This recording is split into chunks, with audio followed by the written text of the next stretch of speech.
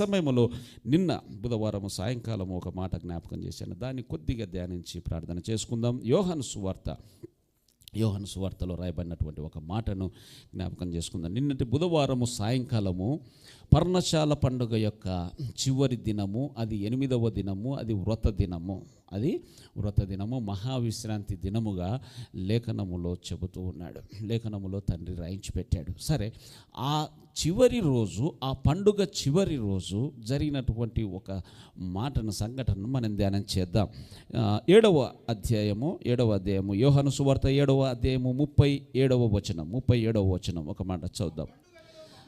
ఆ పండుగలో మహాదినమైన అంత్య దినమున యాషువ నిలిచి, ఎవడైనను దప్పికగొనిన ఎడల నా యొద్దకు వచ్చి దప్పి తీర్చుకొనవలెను.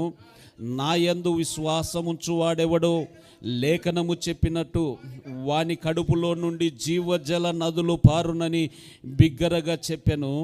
తన యందు విశ్వాసముంచువారు పొందబోవు ఆత్మను గురించి ఆయన ఈ మాట చెప్పెను. యాషువ ఇంకను మహిమపరచబడలేదు గనక ఆత్మ ఇంకాను అనుగ్రహింపబడి ఉండలేదు. హల్లెలూయా, హల్లెలూయా. 8వ దినములో ఆయన ప్రసంగిస్తూ ఎంచుకున్నటువంటి అంశం ఏమిటంటే రాబోచున్నటువంటి అభిషేకమును గురించినటువంటి అంశము ఆయన ఎత్తుకున్నాడు. ఆయన మాట్లాడుచున్నటువంటి మాట ఏమిటంటే, ఎవడైనను దప్పికొనిన ఎడల నా యొద్దకు వాడు రావాలి, నా యొద్దకు వచ్చి దప్పిక తీర్చుకోవాలి. ఎవడైనను దప్పిక కొనిన ఎడల నా యొద్దకు వచ్చి దప్పిక తీర్చుకోవాలి. ఏమిటయ్యా ఈ దప్పిక, ఏమిటి ఈ యొక్క దప్పిక తీర్చుకోవడము అనేటువంటి సంగతులు అది ప్రత్యేకంగా మరొకసారి ధ్యానం చేద్దాం. కానీ ఒక మాటగా మీరు మీ మనసులో పెట్టుకోవాల్సినది, ఈ దప్పిక అనేది ఈ లోకంలో రకరకాల దప్పికలు ఉండొచ్చు. కొందరికి ధనమే దాహం, ధనమే ఆ దాహముగా, అధికార దాహం అంటాం కదా, అధికారము వారికి కావాలి. అధికారం లేకపోతే వారికి చేయి ఆడదు, కాలాడదు. అధికారము లేకపోతే వారు ఏదో సమస్తాన్ని కోల్పోయినట్టుగా, ప్రపంచము ఏది జరగట్లేదే స్టాండ్ స్టిల్కి వచ్చినట్టుగా అనిపిస్తూ ఉంటుంది, ప్రపంచం ఆగిపోయినట్టుగా అనిపిస్తూ ఉంటుంది. అధికార దాహము, ధనము గురించినటువంటి దాహము, శరీర సంబంధమైన విషయాల గురించినటువంటి దాహము, ఈ దాహాలు ఏవైతే ఉన్నావో అది శరీర ఇచ్చలను నెరవేర్చుకునేటువంటి దాహం అయితే, మానవాళికి ఆ పరమ తండ్రి ఆయన నిర్మించినప్పుడే, ఈ మాట గుర్తుపెట్టుకోండి, ఆయన నిర్మించినప్పుడే, మనిషి నిర్మాణములోనే, మనిషి యొక్క హృదయములో, మనసులో ఆయన దేవుణ్ణి వెదకాలి అన్నటువంటి ఆ చోటును అక్కడ పెట్టాడు. ఆ ఖాళీ స్థలాన్ని అక్కడ పెట్టాడు. ఇప్పుడు దేవుని గుడిగా ఇల్లు కట్టుకుంటున్నప్పుడు ఒక చిన్న రూమ్ని పెట్టుకుంటున్నారు కదా, ఆ చిన్న రూమ్ ఏమంటున్నారు, దేవుని గుడి అని అంటున్నారు కదా. అది అలాగే మన హృదయం అనేటువంటి ఈ యొక్క గుడిలో, లేకపోతే ఈ యొక్క ఇంటిలో ఒక చిన్న గది అనుకోండి, ఆ గదిలో దేవుడు నివాసము చేయాలని ఆయన మనిషి యొక్క జీవితంలో, ప్రతి ఒక్కరి జీవితంలో అది పెట్టాడు, ప్రతి ఒక్కరి సృష్టిలో ఆయన పెట్టాడు. అందుకొరకే మనిషి దేవుని వెతుకుతూ ఉన్నాడు. లేకపోతే తన ఇష్టానుసారంగా బ్రతకవచ్చు. ఒకవేళ ఆ యొక్క మనస్సును కూడా తృణీకరించి చంపివేసి ఇక దేవుడే లేడు అనే వాళ్ళు ఉన్నారు. వాళ్ళ గురించి ఇక అనవసరం, వాళ్ళ గురించి దేవుడే లేడండి అని వస్తున్నటువంటి ఆలోచనను చంపివేసి ఇక దేవుడే లేడు, విచ్చలవిడిగా బ్రతకొచ్చు అన్నటువంటి వారు, లేకపోతే నీతిగా కూడా బ్రతికి వారు దేవుడు లేడు అనుకుంటూ బ్రతకవచ్చు. సరే, ఆ మనస్సులో ఉన్నటువంటి ఆ చోటు మొరపెడుతూ ఉంది, దేవుడు ఎవరు, యథార్థమైన నిజమైనటువంటి దేవుడు ఎవరు అని వెతుకుతూ ఉంటుంది. ఆ మనసు వెతుకుతూ ఉంటుంది. ఆయన చెబుతూ ఉన్నాడు, ఎవరికైతే ఈ యొక్క దాహము, దేవుని వెదికేటువంటి దాహము, దేవుని కనుగొనవాలనని ఉన్నటువంటి దాహము, ఎవరైతే నిజ దేవుడు కావాలని వెతుకుతూ ఉన్నారో వారికి ఒక మాట, మీరు నా యొద్దకు రావాలి. హల్లెలూయా, మీరు నా యొద్దకు రావాలి. కారణం, నేనే దానికి సమాధానము, నేనే దానికి ముగింపు, నేను గనక మీ హృదయంలోనికి వస్తే ఇక మీకు వెతుకులాట అనేది ఉండదు. హల్లెలూయా. వెతుకులాట అనేది ఉండదు. గమనించండి, ఈరోజు మానవాళి కోటాను కోట్ల దేవతలను దేవుళ్ళను సృజించుకొని ఆరాధన చేస్తూ ఉన్నాడు, కానీ తృప్తి లేదు. కారణం ఏమిటంటే ఈ దేవుని దగ్గరికి వచ్చేసరికి ఏదో కొదవలాగా అనిపిస్తుంది. ఇంకొక దేవుని తెచ్చుకుందామని ఈ దేవునితో వర్కౌట్ అవ్వడం లేదు. ఈ దేవుడు ఒక్కడు సరిపోవడం లేదు. కారణం అది నిజముగా దేవుడు కాదు కాబట్టి ఆ యొక్క హృదయములో ఉన్నటువంటి ఆ దాహమును నిజముగా తీర్చలేదు. హల్లెలూయా. తీర్చలేరు. దేవుళ్ళనబడిన వారు, దేవతలనబడిన వారు మనుషుల చేత చేయబడి ఉన్నారు గనక మనిషి యొక్క జ్ఞానమునకు, మనిషి యొక్క పరిశుద్ధతకు, మనిషి యొక్క జీవితానికి ఒక పరిధి ఉన్నది కనుక వారు ఈ యొక్క సంపూర్ణమైనటువంటి ఆనందం, సంపూర్ణమైనటువంటి స్థితిని, దాహము తీర్చేటువంటి స్థితిని మానవాళి జీవితంలో ఇవ్వలేరు. హల్లెలూయా. ఈరోజు ఎవరైతే యెహోవా మెస్సీయ దగ్గరికి వస్తారో, ఎవరైతే మన ప్రభు దగ్గరికి వస్తారో వారి జీవితంలో ఇక వెదుకులాట అనేది ఉండదు. హల్లెలూయా. చిన్న వయసులో అలాగా చర్చికి వెళ్ళడం ప్రారంభించాను. చిన్న వయసులో నిక్కి అంతా ఉన్నప్పుడు, ఇంకా చిన్నప్పటి నుంచి ఆండ్రూ నుంచి చర్చికి వెళ్ళడం మా అన్న ద్వారా ఎందుకో తెలియకుండా. దానితో పాటు మా నాన్న అక్కడ బోధకుడుగా ఉన్నాడు, పరతత్వం అని బోధిస్తూ ఉన్నాడు. తెలియకుండానే చిన్న ప్రాయం నుంచే దేవుడు ఈ యొక్క మందిరాన్ని ఆకర్షించాడు, వాక్యం వైపుగా ఆకర్షించాడు. ఆయన సన్నిధిలో ఎప్పుడైతే వయసు వచ్చినప్పుడు వాక్యమును ధ్యానించి ఆయన సన్నిధిని అనుభవించేటువంటి స్థితి వచ్చినప్పుడు నా హృదయంలో ఇంకొక దాని కొరకు వెదకాలి అన్నటువంటి ఆలోచన కూడా రాలేదు. హల్లెలూయా. కారణం ఆయన దప్పిక తీర్చాడు. ఆయన దప్పిక తీర్చేటువంటి వాడు, దాహము తీర్చేటువంటి వాడు గనక ఆయన దగ్గరికి వచ్చిన వారు ఇంకా ఏ అవసరము లేనట్టుగా నిశ్చింతగా బ్రతుకుతూ ఉంటారు. ఏ అవసరము లేనట్టు, ఏ దేవుడు లేడు, ఏ దేవుడు అక్కర్లేదు అన్నట్టుగా ఆయనను పోలి, ఆయన మార్గములో ఆయనను ప్రకటించుకుంటూ ఆయన యొక్క ప్రేమను వెల్లడి చేస్తూ బ్రతుకుతూ ఉంటారు. హల్లెలూయా. ఎవడైనను దప్పిక కొనిన ఎడల నా యొద్దకు వచ్చి దప్పిక తీర్చుకొనవలెను. అయితే మన టాపిక్ కాస్త ముందుకెళదాము. 2 మాట చెప్తాను. తన యందు విశ్వాసముంచు వారు పొందబోవు ఆత్మను గురించి, పరిశుద్ధాత్మను గూర్చి ఆయన ఈ మాట చెబుతాడు. ఎవడు నా యందు విశ్వాసముంచువాడు ఎవడో లేఖనము చెప్పినట్టు వాని కడుపులో నుండి జీవజల నదులు పారును అని బిగ్గరగా చెప్పాను. హల్లెలూయా. బిగ్గరగా చెబుతూ ఉన్నాడు. బిగ్గరగా చెబుతున్నటువంటి మాట, ఎవడైతే నా యందు విశ్వాసం ఉంచుతాడో, ఆల్రెడీ ఇంతకు మునిపే లేఖనంలో చెప్పబడింది. అది చెప్పబడింది ఏమని? ఎవడైతే యెహోవా మెస్సీయ నందు విశ్వాసం ఉంచుతాడో వాడు ఈ విధంగా ఉంటాడని లేఖనములో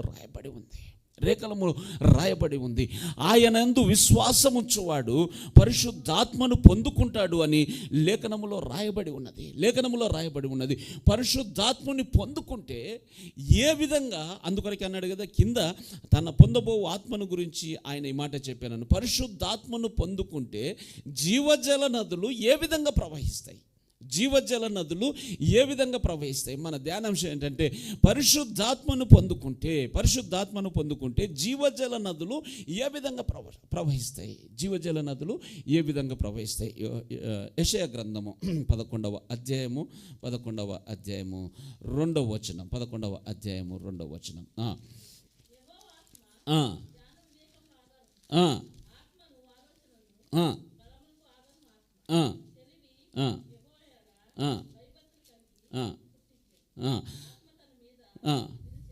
ఓకే, అక్కడ చూడండి 2వ వచనం అందరం చదువు.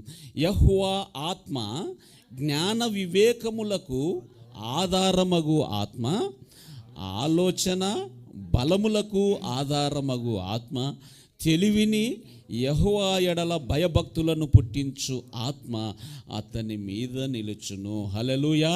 ఇది యెహోవా మెస్సీయను గురించినటువంటి ప్రవచనం, ప్రభు గురించినటువంటి ప్రవచనము. కానీ అక్కడ ఆత్మ గురించినటువంటి సంగతులు పరిశుద్ధాత్ముడు రాస్తూ ఉన్నాడు. పరిశుద్ధాత్ముని గురించినటువంటి అద్భుతమైన సంగతులు మానవ జీవితానికి, విశ్వాసుల యొక్క జీవితానికి పునాది, జయ జీవితానికి పునాది అయినటువంటి సంగతులను అక్కడ రాస్తూ ఉన్నాడు. యెహోవా ఆత్మ జ్ఞాన వివేకములకు ఆధారమగు ఆత్మ, జ్ఞాన వివేకములకు ఆధారమగు ఆత్మ, ఆలోచన బలమునకు ఆధారమగు ఆత్మ, తెలివిని యెహోవా ఎడల భయభక్తులను పుట్టించు ఆత్మ అతని మీద నిలుచును. ఎవరైతే యెహోషువ మెస్సయ్య నిజమైన దేవుడు, ఆయన రక్తములో పాప క్షమాపణ ఉన్నది, ఆయనే మార్గము, ఆయనే సత్యము, ఆయనే జీవము, ఆయనే సర్వలోకమును సృజించిన సృష్టికర్త, ఆయన ద్వారానే నిత్య జీవము, పాపమునకు క్షమాపణ అని ఎవరైతే నమ్ముతారో వారి మీద పరిశుద్ధాత్ముడు నిలుస్తాడు. హల్లెలూయా. పరిశుద్ధాత్ముడు వారిలోనికి వస్తాడు. పరిశుద్ధాత్ముడు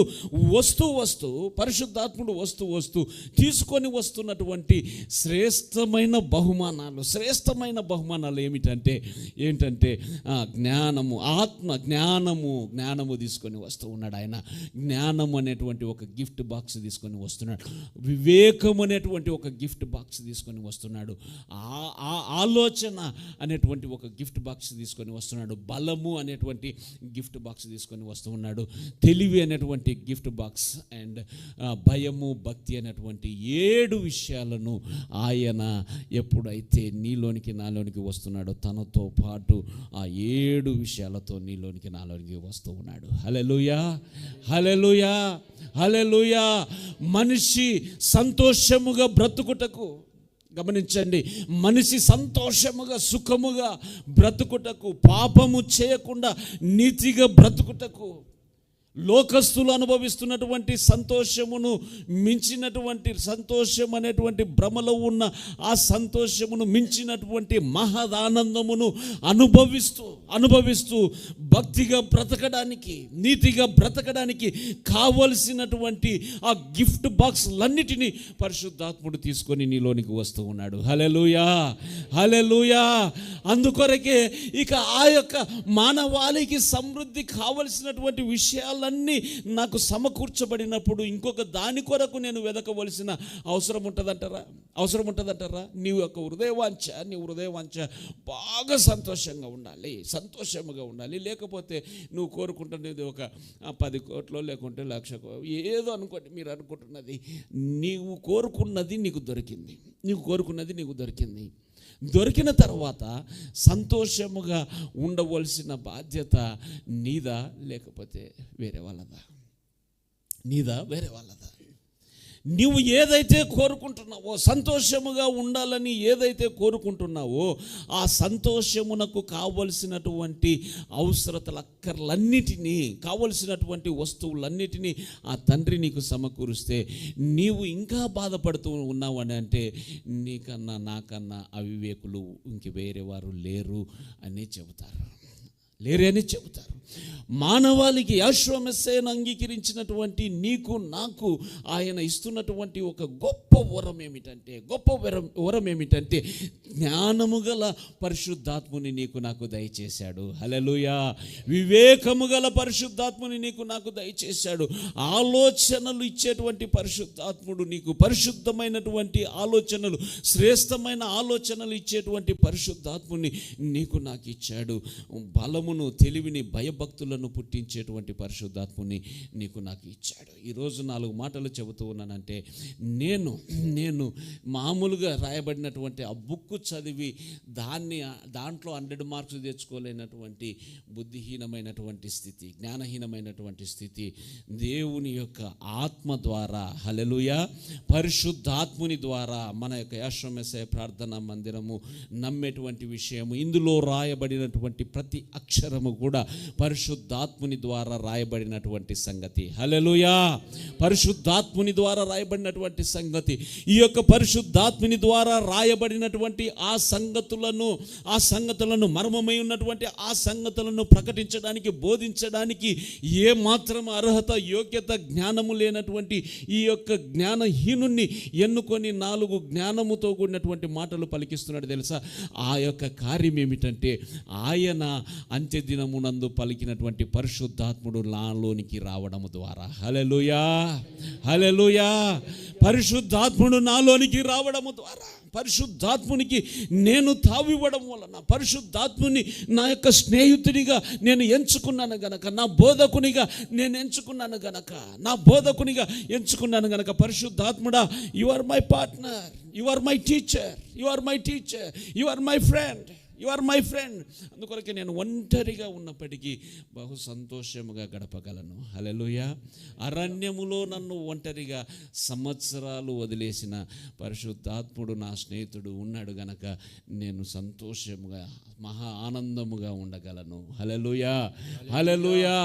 ఆయన నిత్యము నీలోనే, నీతోనే ఉన్నాడు. ఆయన ఎప్పుడైతే ఆ గ్రహింపు నీకు వస్తుందో, ఎప్పుడైతే నీకు ఆ యొక్క నిశ్చయత వస్తుందో, నీ యొక్క ఆనందము పరిస్థితులను ఆధారము చేసుకొని ఉండదు. హల్లెలూయా. పరిస్థితులను ఆధారము చేసుకొని ఉండదు. నీకు ధనం ఉంటే సంతోషము, ధనము లేకపోతే సంతోషము ఉండదు. నిన్ను మంచివాడు అని అంటే సంతోషము, చెడ్డవాడు అంటే చెడ్డది అని అంటే దుఃఖము ఉండదు. మంచివాడన్నా చెడ్డవాడన్నా ఆయనను బట్టి ఆనందిస్తూ ఉంటావు తప్ప పరిస్థితులను బట్టి ఆనందించవు నువ్వు. హల్లెలూయా. పరిస్థితులను బట్టి దుఃఖపడవు నువ్వు. పరిస్థితులను బట్టి, స్థితిగతులను బట్టి నీ యొక్క మూడ్స్ మారిపోవు. నీ మూడ్స్ మారిపోవు. బాధపడవచ్చు, బాధ కలుగుతుంది. ఇందాక చెప్పాను కదా, బాధ కలగడం వేరు, ఆ బాధను పాపము దిశగా మార్చుకోవడం వేరు. పాపం దిశగా మార్చుకోవడం వేరు. ఈ విధంగా జరిగిందా, వీళ్ళందరినీ దూషించడం, మీ అందరినీ ఎవరు నన్ను ఒక మాట అంటారో వాళ్ళందరినీ చెడ్డవారుగా దూషించడం, అన్యాయంగా దూషించడం, చెడ్డవారిగా చేసి నన్ను నేను నలగొట్టుకోవడము, నన్ను నేను గాయపరచుకోవడం, నన్ను నేను బాధ పెట్టుకోవడము, నన్ను నేను భ్రష్టునిగా చేసుకోవడము, అది జరగదు. ఎప్పుడు పరిశుద్ధాత్ముడు నీలో ఉన్నాడు అన్న నిశ్చయత నీకు ఉంటే. హల్లెలూయా.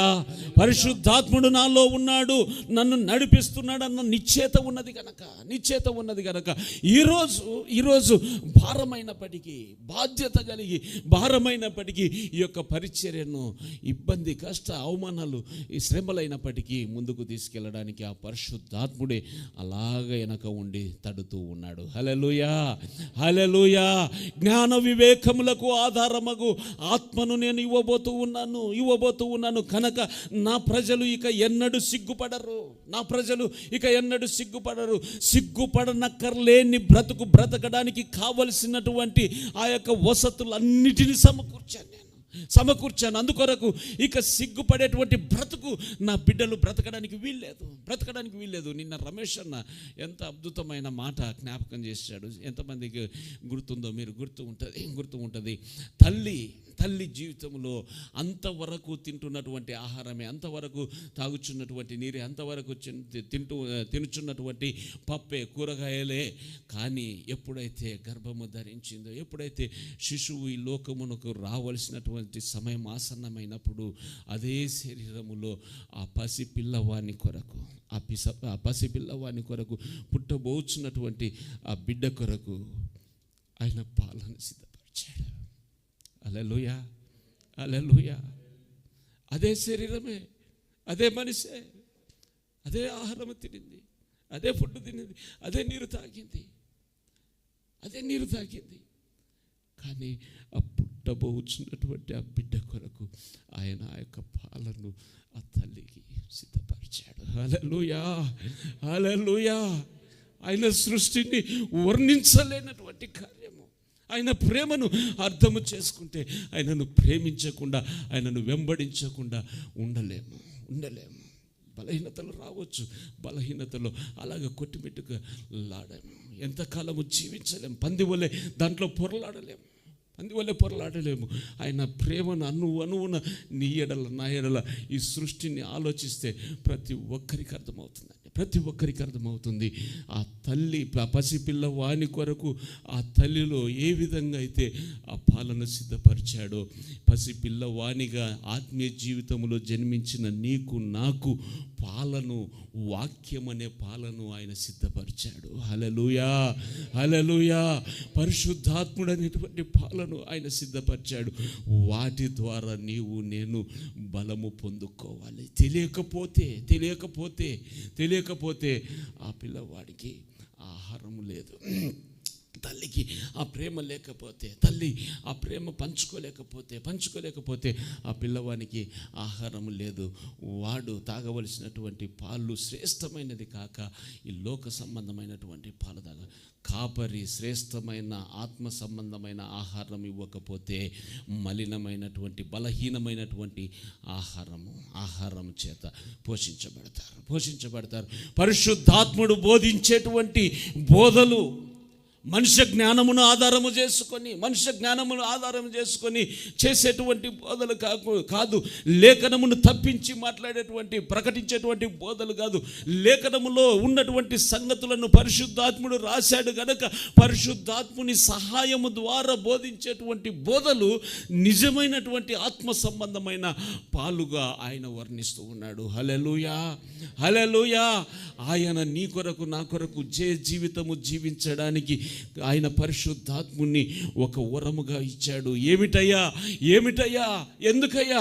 ఇదిగో నీవు జ్ఞానముగా బ్రతకడానికి, తెలివిగా బ్రతకడానికి ఈ మాట నేను వినవచ్చా వినకూడదా?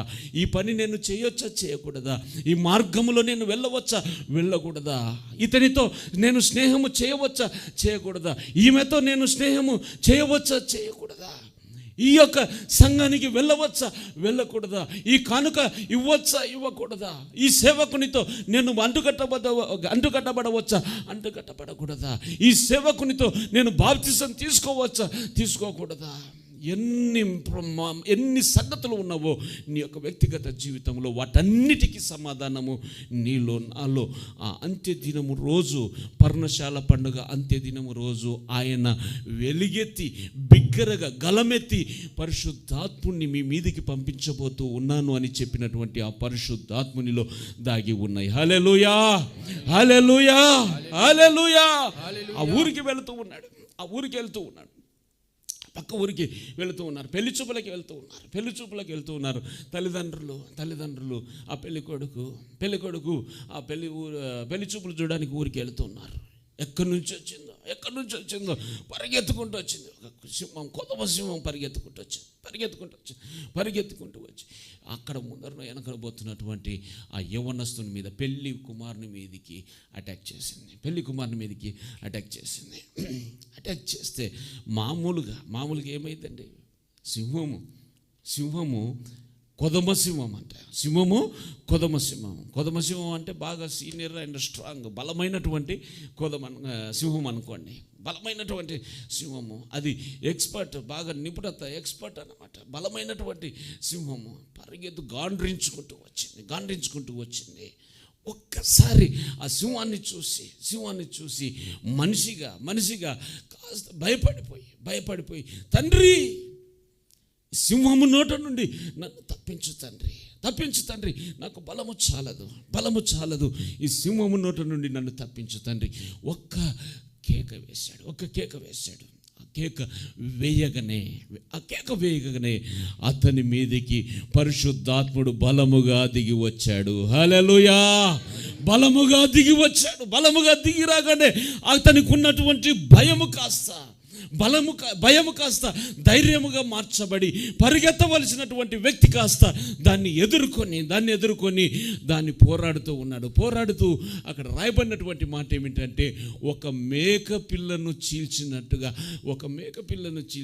అలాగా ఒక పేపర్ను జించేసినట్టుగా అలాగా ఈజీగా చింపి పడేశాడంట. హల్లెలూయా.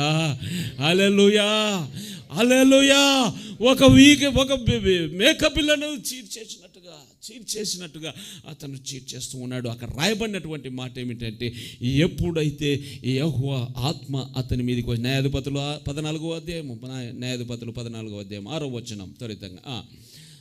న్యాయాధిపతులు 14:6. యెహోవా ఆత్మ అతన్ని ప్రేరేపించగా 5 కూడా చూద్దాం.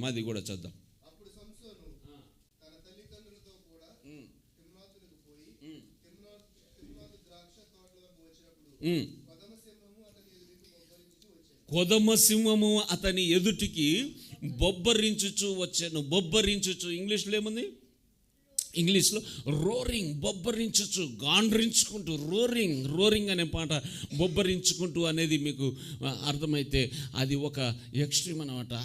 బాగుంది, చాలా బాగుంది, సూపర్ అంటాం కదా, అలాంటి గాండ్రింపు బొబ్బరించుకు, roaring a lion, young lion, roaring lion, యవ్వన ప్రాయం, బలిష్టమైనటువంటి సింహము. యెహోవా ఆత్మ అతన్ని ప్రేరేపింపగా అతని చేతిలో ఏమీ లేకపోయినను ఒక మేక పిల్లను చీల్చినట్టు అతడు చాలమ్మా, అది అక్కడ అతడు ఏం చేశాడంటే దానిని చీల్చెను. మేక పిల్లను చీల్చినట్టు అతడు దానిని చీల్చెను. మేక పిల్లను చీల్చినట్టుగా అతడు దానిని చీల్చెను.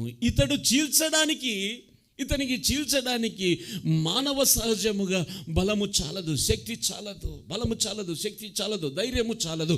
అక్కడ జరిగినటువంటి సంఘటన ఏమిటంటే యెహోవా ఆత్మ అతని మీదికి రాగా, అతన్ని ప్రేరేపించగా, గట్టిగా చప్పట్లు కొడదాము, హల్లెలూయా, హల్లెలూయా.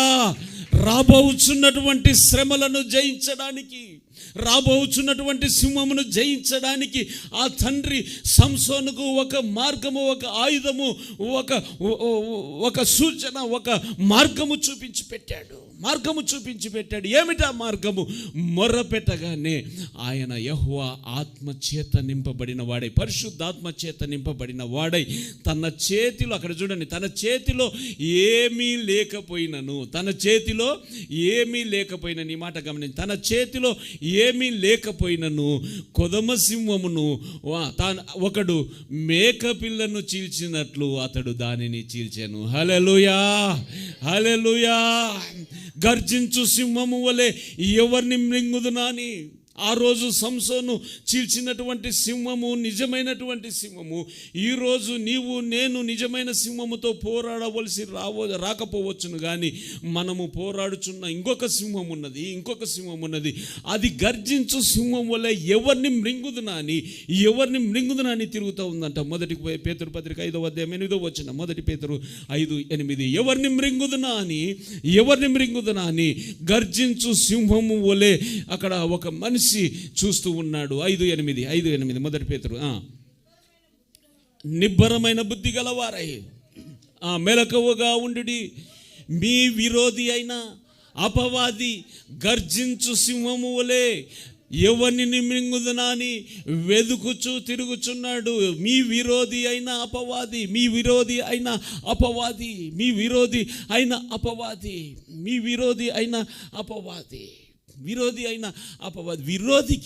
విరోధికి ప్రేమ ఉంటుందండి? ఒక శత్రువుకు ప్రేమ ఉంటుందా? ప్రేమ లేనందుకే కదా వాడు శత్రువు అయింది. ప్రేమ లేనందుకే శత్రువు అయ్యాడు. ప్రేమ ఉంటే శత్రువు ఎందుకు అవుతాడు? ప్రేమ లేకపోతే, ప్రేమ లేదు కనుక శత్రువు అయ్యాడు. ప్రేమ ఉంటే, ప్రేమ ఉన్న దగ్గర జాలేస్తుంది, శత్రువుకు జాలి ఉండదు. అక్కడ చూసారా, ఎవరిని మృంగుదునాని ఎలాగనట? గర్జించు సింహం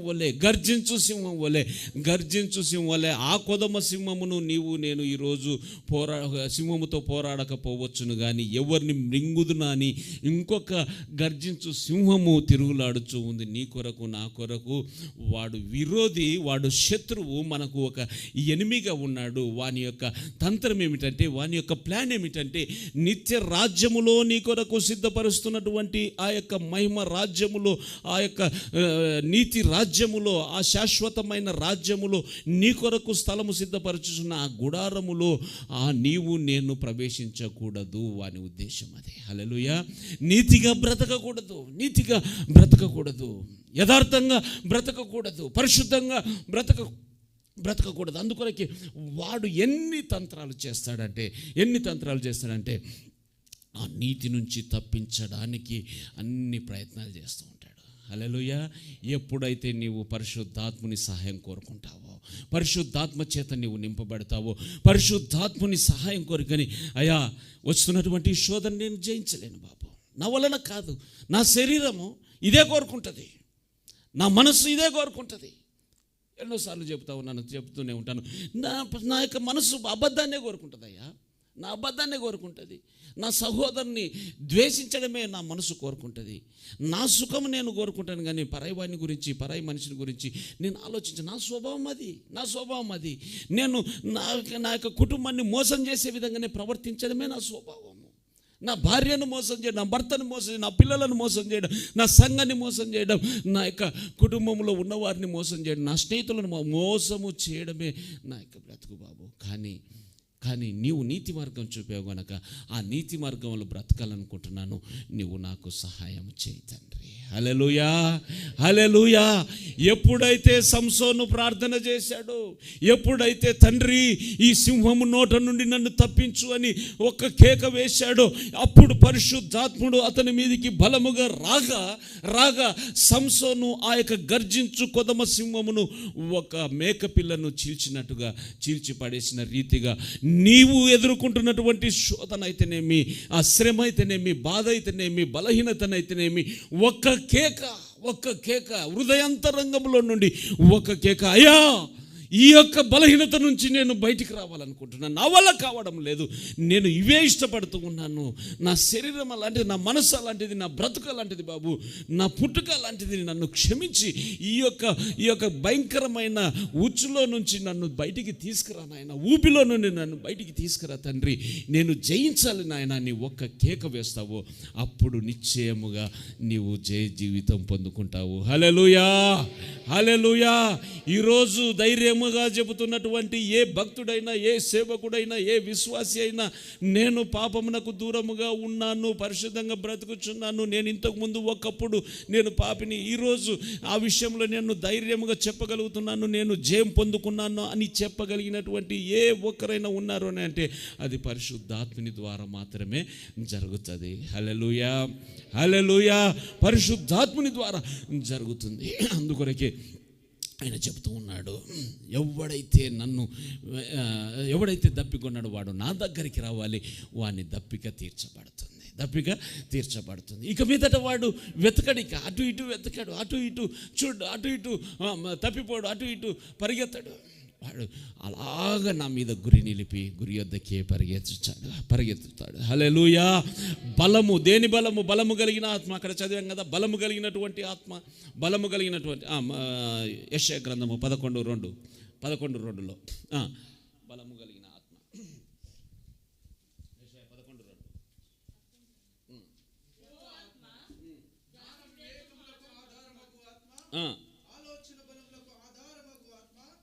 ఆలోచనకు బలముకు. ఏ బలము?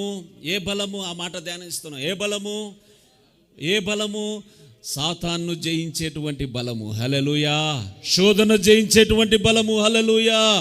అపవిత్రతను జయించేటువంటి బలము, శాపమును జయించేటువంటి బలము, అబద్ధమును జయించేటువంటి బలము, నరహత్యను జయించేటువంటి బలము, ద్వేషమును, అసూయను జయించేటువంటి బలము, వ్యభిచారమును జయించేటువంటి బలము, జారత్వమును జయించేటువంటి బలము, దొంగతనమును జయించేటువంటి బలము ఆ పరిశుద్ధాత్ముని ద్వారా నీవు నేను పొందుకొని ఆ జయ జీవితము జీవించాలని ఆయన అనాదికాల ప్రణాళికలోనే ఆయనను నమ్మిన వారి మీదికి ఆ పరిశుద్ధాత్మ, నమ్మిన వారిలోనికి ఆ పరిశుద్ధాత్మని పంపించి ఆ గిఫ్ట్ బాక్స్తో ఆయనలో నివసింపచేసి జీవితము జీవింపచేయాలనుకుంటున్నాడు. హల్లెలూయా, హల్లెలూయా.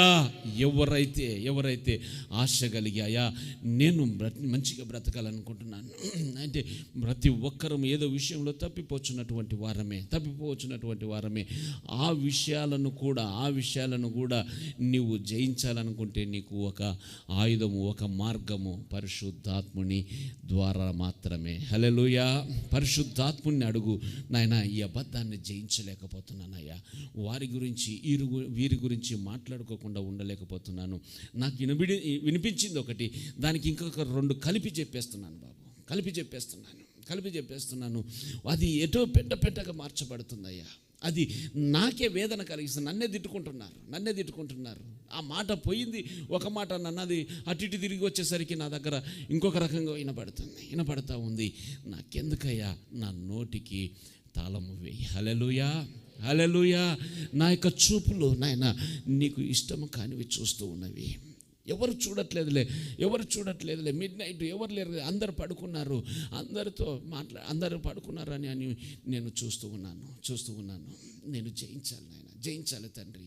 ముసుగు కప్పుకొని, అలాగ బ్లాంకెట్ కప్పుకొని, దుప్పట కప్పుకొని రహస్యముగా మాట్లాడుతున్నానయ్యా, ఈ రహస్య బ్రతుకు నుంచి విడిపించు. మోసం చేస్తున్నటువంటి వారి చేతుల నుండి నన్ను విడిపించు.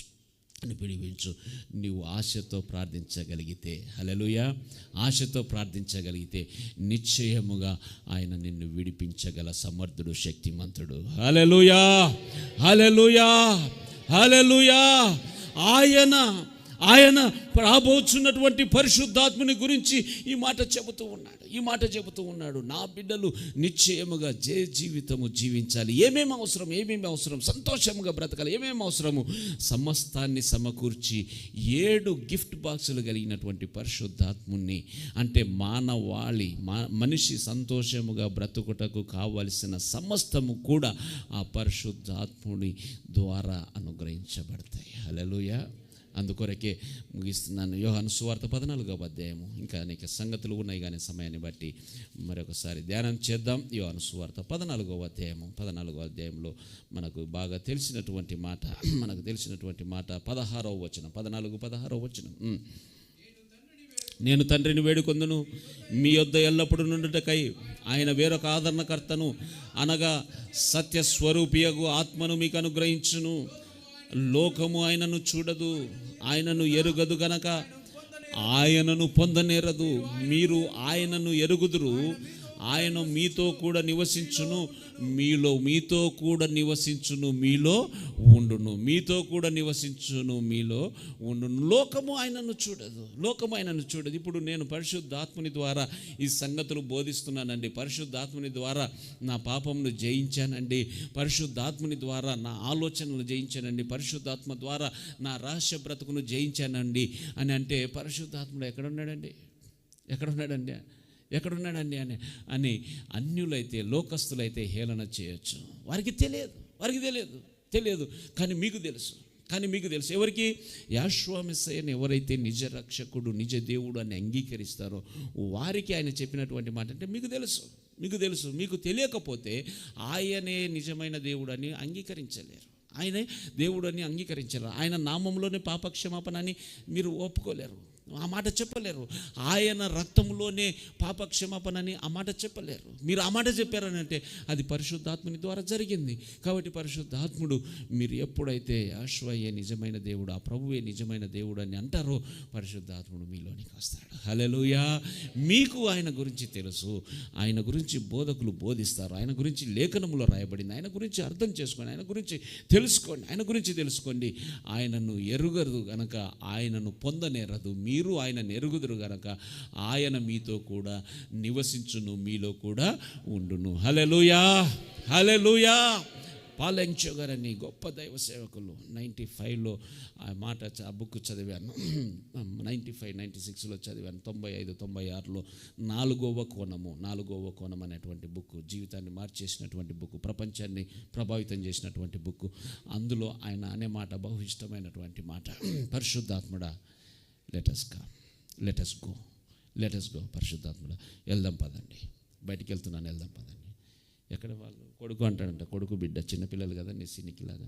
ఎక్కడున్నానన్న ఏది పరిశుద్ధాత్ముడు అంటే, కొద్దిగా పిల్లలకు తెలియదు కదా, సరదాగా ఉంటారు కదా. ఎక్కడున్నారన్న మాకు కనిపించట్లేదు అంటే ఆయన అంటాడు, మీకు వయసు వచ్చినప్పుడు కనిపిస్తానన్న, నాకు కనిపిస్తూ ఉన్నాడు. హల్లెలూయా. ఎందుకంటే నేను ఆయనను ఎరుగుదును. పరిశుద్ధాత్ముడా, మనం వెళ్దాం రండి. Okay, come here. పరిశుద్ధాత్ముడా, వెళ్దాం రండి, బయటికి వెళ్దాం. పరిశుద్ధాత్ముడా, వెళ్దాం రా. పరిశుద్ధాత్ముడా, నేను మందిరంలోనికి అడుగు పెడుతూ ఉన్నాను, నువ్వు రా నాయన. ఇక్కడి దాకా వచ్చావు, ఇక్కడి నుంచి మళ్ళీ ఇక్కడి దాకా అన్నావు కదా అని అక్కడి నుంచి ఆగిపోయావు. పరిశుద్ధాత్ముడా, రా నాయన, నేను మందిరానికి వెళుతున్నాను. హల్లెలూయా. మందిరం దగ్గరికి వచ్చి అక్కడ కూర్చున్న తర్వాత, అక్కడ కూర్చొని పులిపేట మీదకి రాబోతూ ఉన్నాడు. అయ్యా, ప్రసంగం చేయబోతున్నాను. పరిశుద్ధాత్ముడా, రా నాయన. హల్లెలూయా. పరిశుద్ధాత్ముడా, రా నాయన. ఆయనను ఎక్కడికి వెళితే అక్కడికి పార్ట్నర్, హీజ్ లైఫ్ పార్ట్నర్. హల్లెలూయా. ఆయన మన జీవిత భాగస్వామి. నా జీవిత భాగస్వామివి నీవు, నా ప్రాణముతో పెనవేసుకున్నావు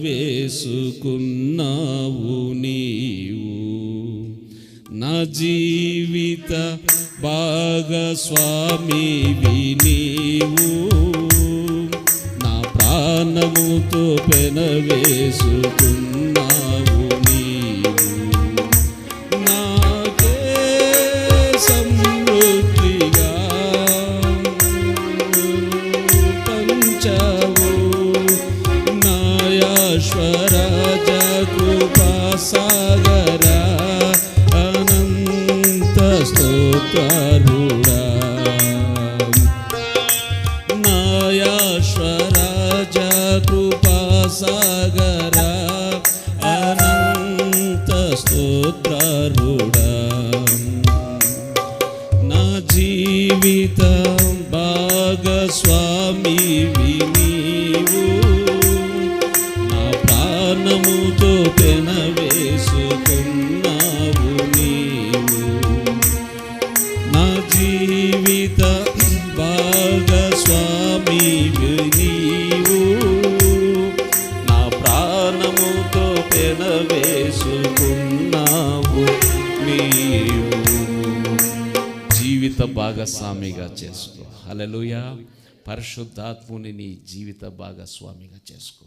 నువ్వు ఎక్కడికి వెళుతున్నా పరిశుద్ధాత్ముడా నాతో రా నాయనా, పరిశుద్ధాత్ముడా నాతో రా నాయనా ఆ మాట చెప్పించాడు, విశ్వాసంతో చెప్పించాడు. You will see difference. నువ్వు ఒక పెను మార్పును చూస్తావు. హల్లెలూయా. పెను మార్పును చూస్తావు. ఆయన సన్నిధి నీతో రావడము గమనిస్తావు. ఇందాక సోదరుడు ప్రదీప్ చెప్పాడు కదా, పరిశుద్ధాత్ముడా నాతో రండి నాయన.